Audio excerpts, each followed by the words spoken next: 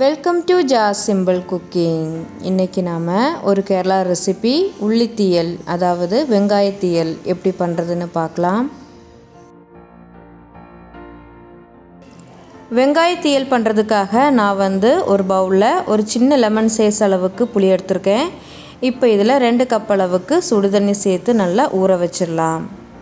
அதுக்கப்புறமா தீயல் சேர்க்குறதுக்காக நான் இங்கே 2 கப் அளவுக்கு துருவின தேங்காய் எடுத்திருக்கேன். இப்போ இதை ஒரு மிக்ஸி ஜாரில் சேர்த்து லைட்டாக அரைச்சிக்கலாம். அரைச்சி சேர்த்தா தேங்காய் ஒரு போல் வறுபடும், அதுக்காக தான் அரைச்சிக்கிறோம். இப்போது தேங்காய் நல்லா அரைச்சி எடுத்தாச்சு. இப்போ இதை சைடில் எடுத்து வச்சிடலாம். அதுக்கப்புறமா தீயலில் சேர்க்குறதுக்காக நான் இங்கே 250 கிராம் சின்ன வெங்காயம் எடுத்து வச்சுருக்கேன். இந்த மாதிரி சின்ன சின்ன துண்டுகளாக கட் பண்ணி வச்சுக்கோங்க. இப்போ இது சைடில் இருக்கட்டும். அதுக்கப்புறமா ஸ்டவ் ஆன் பண்ணி ஒரு கடாயை வச்சுக்கோங்க. இப்போ இதில் நம்ம ஏற்கனவே அரைச்சி வச்சுருந்த தேங்காவை சேர்த்துடலாம். ஃப்ளேமை லோ டு மீடியம் வச்சுக்கோங்க. சேர்த்துட்டு இது நல்லா வறுத்து எடுத்துடலாம்.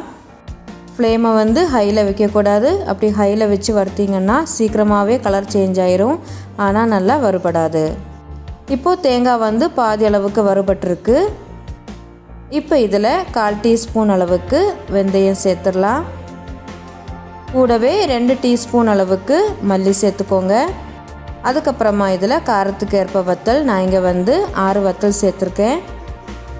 நீங்கள் வத்தலையும் மல்லியும் முழுசாக சேர்க்குறதுக்கு பதிலாக பவுடராகவும் சேர்த்துக்கலாம். அப்படி தூளாக சேர்க்குறீங்கன்னா தேங்காய் நல்லா வறுபட்டதுக்கப்புறமா தான் சேர்த்துக்கணும். இப்போ இதில் கொஞ்சமாக கருவேப்பிலை சேர்த்துக்கலாம். கூடவே 1 டீஸ்பூன் அளவுக்கு தேங்காய் எண்ணெய் சேர்த்துக்கோங்க. சேர்த்துட்டு நல்லா இது வறுத்துடலாம். இது நல்லா டார்க் ப்ரௌன் நிறம் ஆகிற வரைக்கும் நல்லா வறுக்கணும். இப்போது தேங்காய் நல்லா வறுபட்டுடுச்சு. இப்போ கலர் நல்லா டார்க் ப்ரௌன் நிறமாயிட்டு. இப்போ இதில் 1/2 டீஸ்பூன் அளவுக்கு மஞ்சள் தூள் சேர்த்துக்கலாம். நீங்கள் வத்தலே மல்லியை தூளாக சேர்க்குறீங்கன்னா இந்த ஸ்டேஜில் சேர்த்துக்கோங்க. சேர்த்துட்டு 1 நிமிஷம் நல்லா வறுத்துக்கோங்க. 1 நிமிஷம் நல்லா வறுத்ததுக்கப்புறமா நாம் ஸ்டவ்வை ஆஃப் பண்ணிடலாம். அதுக்கப்புறமா ஒரு பிளேட்டுக்கு மாற்றி நல்லா ஆற வச்சிடலாம். இப்போ இது நல்லா ஆறிடுச்சு. இப்போ நாம் இதை ஒரு மிக்ஸி ஜாருக்கு மாற்றிடலாம்.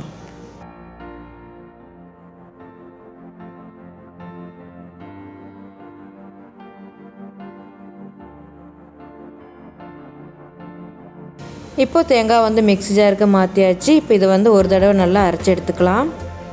பாருங்கள், இது ஒரு தடவை நல்லா அரைச்சி எடுத்தாச்சு. இப்போவே இதில் உள்ள எண்ணெயெல்லாம் நல்லா வெளியே வர ஆரம்பிச்சிட்டு, இது பெரிய ஜாருங்கிறதுனால அரைபட மாட்டுக்கு, அதனால் நான் சின்ன ஜாருக்கு மாற்றிக்கிறேன். மாற்றிட்டு இது நல்லா நைஸாக அரைச்சி எடுத்துடலாம். அரைக்கும்போது தண்ணி எதுவும் சேர்த்துக்கக்கூடாது. நாம் 3-4 தடவை அரைக்கும் போதே தேங்காவில் உள்ள எண்ணெய் வெளியே வர ஆரம்பிச்சிரும். அந்த எண்ணெயிலே தான் நாம் இது நல்லா மையாக அரைக்கணும். பாருங்கள், இந்த மாதிரி நல்லா அரைச்சி எடுத்துக்கோங்க. இப்போ இது சைடில் எடுத்து வச்சிடலாம்.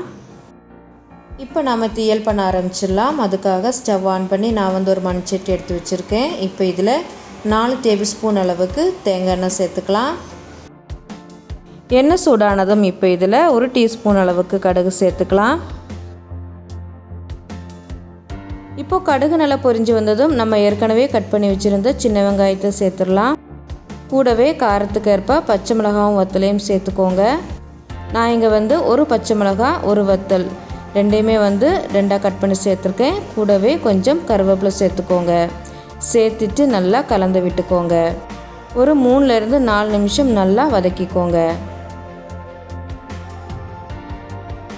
இப்போ வெங்காயம் ஓரளவுக்கு வதங்கிடுச்சு. இப்போ நாம் இதில் 1/4 டீஸ்பூன் அளவுக்கு மஞ்சள் தூள் சேர்த்துக்கலாம். சேர்த்துட்டு 1 நிமிஷம் நல்லா வதக்கிக்கோங்க. இப்போ மஞ்சள் சேர்த்து 1 நிமிஷம் நல்லா வதக்கியாச்சு. இப்போ நாம் இதில் நம்ம எடுத்து வச்சுருந்த புளியை நல்லா கரைச்சி சேர்த்துக்கலாம். சேர்த்துட்டு நல்லா கலந்து விட்டுக்கோங்க.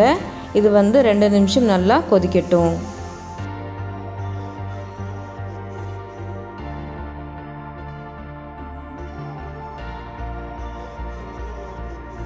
இப்போது 2 நிமிஷம் நல்லா கொதிச்சுட்டு இப்போ நாம் இதில் தேவைக்கேற்ப உப்பு சேர்த்துக்கலாம். சேர்த்துட்டு நல்லா கலந்து விட்டுக்கோங்க.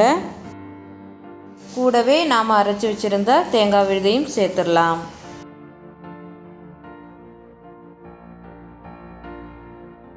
சேர்த்துட்டு நல்லா கலந்து விட்டுக்கோங்க.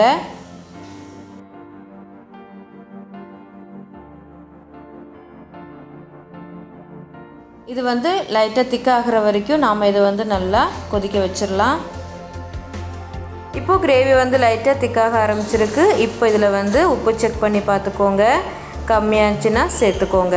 எனக்கு வந்து லைட்டாக உப்பு கம்மியாக இருக்குது, அதனால் நான் வந்து கொஞ்சம் உப்பு சேர்த்துக்கிறேன். சேர்த்துட்டு நல்லா கலந்து விட்டுக்கோங்க.